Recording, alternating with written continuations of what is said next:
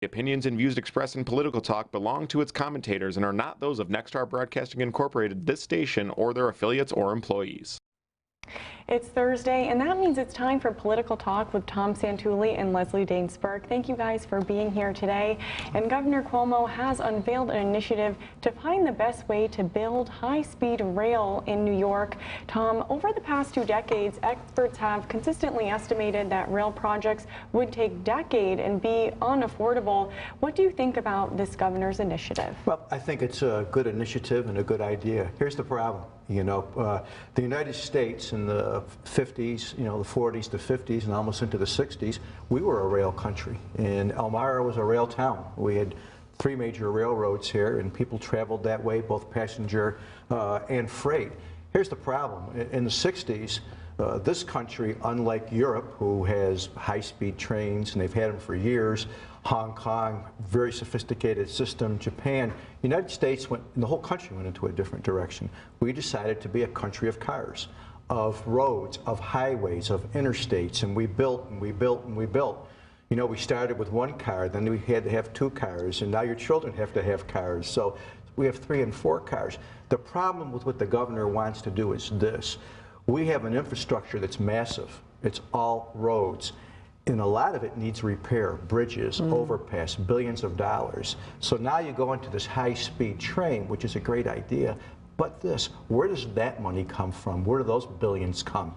And today, we have great environmental hoops that you have to go through to do anything, to build anything. I did think about this. How long would it take with the seeker process, that environmental review, even to site a high-speed rail train? So, good idea, but I think it could be mission impossible.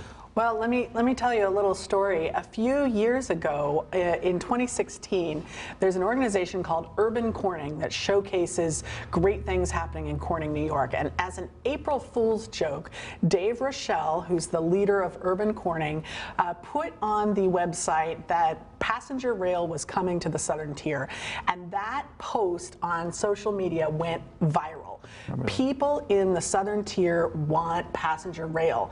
And the thing is, Tom, in other parts of the state, we've seen passenger rail come to fruition across the northern corridor up in the Rochester-Syracuse area. They're getting passenger rail, so it's feasible to do. It just hasn't happened in the Southern Tier. And there's folks like Rob Piku, who is the head of the Empire State Passenger Rail Association in the Southern Tier. He has been advocating for this for years, along with Dave Rochelle. These people are out there, community activists, trying to bring attention to it.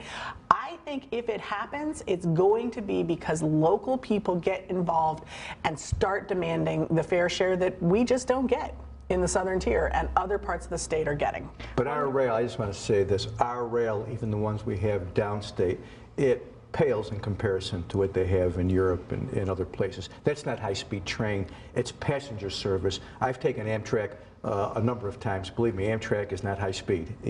We have to rebuild. I think it's a great idea. We should do it, but it's a huge undertaking. I'm delighted the governor is taking a look at this and that he is putting together a panel of experts to figure out why this can happen in other places and it just hasn't happened here. All right, well, thank you, and that's all the time we have for Political Talk. So visit us next week right here in WETM for Political Talk. Have a great day.